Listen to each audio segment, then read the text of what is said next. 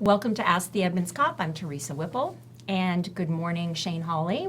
How are you? Good. We're going to talk about some new ordinances on the books, and they are related to something that the Edmonds City Council passed recently at the request of police. Yes. And there are three different ones: inattentive driving, penalties for misusing the 911 system, and animal bites being reported, a requirement for that. So all over the place. Why don't you help us understand? Well, all of those kind of filled a need that we had based on a lot of times calls that we've dealt with, and it's like, yeah, we know this is wrong, it's not good behavior, but we really don't have anything we can use to correct that behavior. Okay. The first of those you mentioned was inattentive driving, and that kind of fills a gap just lower than the negligent driving statute. I mean, you weren't really, it doesn't rise to a criminal level, but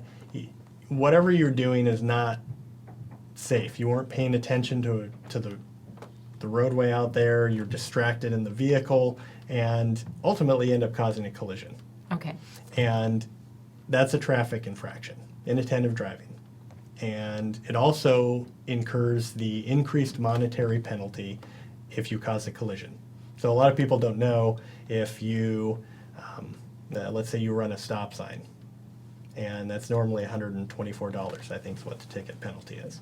If you run a stop sign and cause a collision, the fee increases. Okay. The state system's designed for a fee increase if you do something that causes a collision. And that's only certain infractions, but most of the driving related ones. Okay, so this could be something like, well, let's talk about the latest fad. It could be something like Pokemon Go, Now, right? I knew you were going to bring that up. I knew that was Had to coming. get that in there somewhere, We have not right? seen that yet, but But we'll that see. would be an example. If Sure. somebody was kind of glancing at their phone trying Yep. to catch the Pokemon Yep. and ended up in a collision, that could be where this ordinance could come into play. That's right. Okay, very Yeah, good. if you need to stop for the Pokestop, you need to just pull over. Okay, Not do good, it while you're good driving. advice in any case. There you go. All right, okay. So then the next one is misusing the 911 system. What's that all about?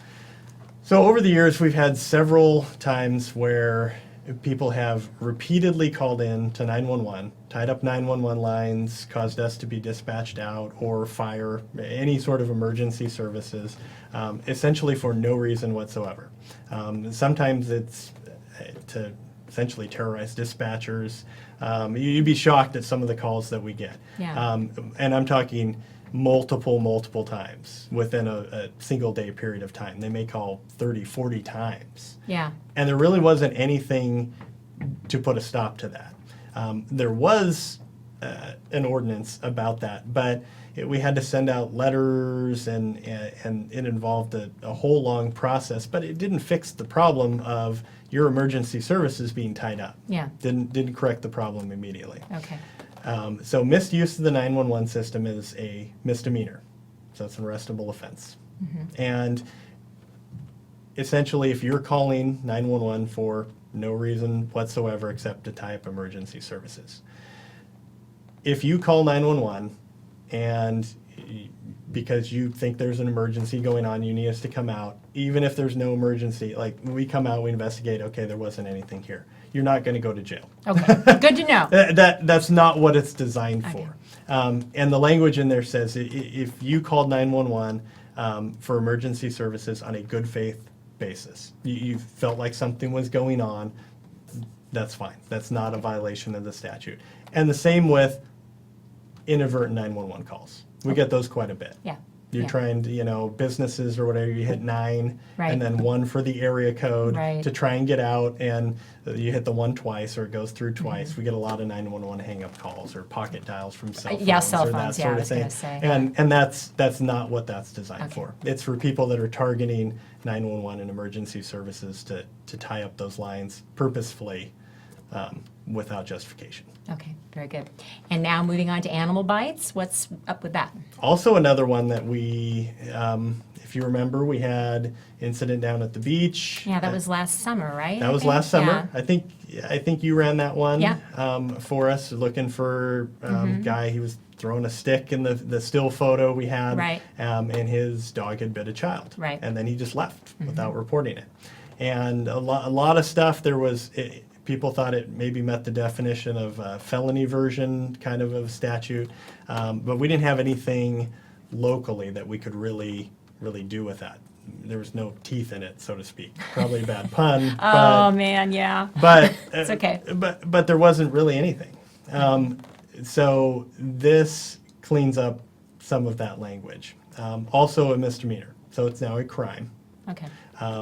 to not report an animal bite within 24 hours of the animal biting a person. So that language is in there. Okay. We're talking about animals biting people. Not another animal. Correct. Right. And it specifically says either the dog owner or whoever was in control of the animal at the time of the incident. Okay. So you let someone take your dog for a walk, dog bites someone, whoever was walking the dog is responsible for reporting it. Okay. And that's good to know because obviously if somebody has been bitten, the victim, they may call police anyway. But this is to make sure that the owner actually comes forward or the Correct. person in control of the animal comes forward Yes. and that that's on the record who that party Yes. is. Okay. Yep. And Very then, then it goes into the typical, we've talked about animal control stuff before, where then the dog will be quarantined for 10 days. And that's a safety thing for the person being bit and the public in general, that quarantine period. So then everything else just falls in line after that. But we got to know whose dog it is, in order to do that. Okay, good. Thank you very much. Yeah, you're welcome. We'll be back again soon with another episode of Ask the Edmonds Cop.